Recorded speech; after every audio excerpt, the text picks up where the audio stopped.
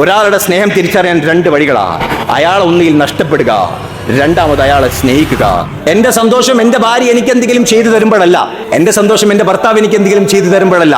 കാരണം എന്റെ ഭാര്യ തുടക്കത്തിലൊക്കെ പല കാര്യങ്ങളും വെച്ച് വിളമ്പി തരുന്ന സമയത്ത് എനിക്ക് വല്ലാത്ത സന്തോഷം. എന്റെ ഭാര്യയ്ക്ക് ഇതൊക്കെ ഉണ്ടാക്കാൻ അറിയല്ലോ. 5-6 കൊല്ലം കഴിഞ്ഞിട്ട് അതേ സാധനത്തിന് ഉണ്ടാക്കണം, പ്രത്യേകിച്ച് സന്തോഷം എനിക്ക് വരാനില്ല.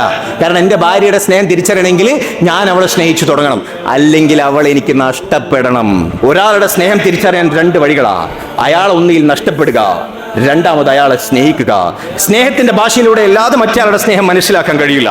ഞാൻ ഇത്രയും ഡീപ്പായിട്ട് ഈ കാര്യങ്ങൾ പറയാൻ വരിക്കുന്ന കാര്യം എന്താണെന്ന് വെച്ചാൽ, ഇന്ന് നടക്കാൻ പോകുന്ന അള്ളാഹ്ക്ക് ഏറ്റവും ഇഷ്ടപ്പെട്ട കാര്യമാണ്. അള്ളാഹ്ക്ക് ഏറ്റവും ഇഷ്ടപ്പെട്ട സദസ്സുകളിൽ ഒന്നായിട്ട് ഇതിനെ ചിത്രീകരിച്ചിട്ടുണ്ടെങ്കിൽ ഇത് നമുക്ക് വേണ്ടിയിട്ടാണെന്നൊരു ചിന്ത നമ്മുടെ തലയിൽ വന്നിട്ടില്ല എങ്കിൽ ഈ ഒരു ദാമ്പത്യം ഞാൻ ഒന്നുകൂടെ ഞാൻ പറയുന്നു, നിങ്ങളുടെ ജീവിതത്തിലെ തലവേദനയായിട്ട് മാറുന്ന കാഴ്ച നിങ്ങൾ കാണേണ്ടി വരും. അല്ലേ, കരിയറിനെക്കാളും ജോലിയെക്കാളും എന്തിനേക്കാളും ആദ്യം ഇണക്ക് നമ്മളെങ്ങാനും പ്രാധാന്യം കൊടുത്തു കഴിഞ്ഞാൽ ഇതെന്റെ വാക്കാണ്. സുബ്ഹാനല്ലാഹ്, സുബ്ഹാനല്ലാഹ്.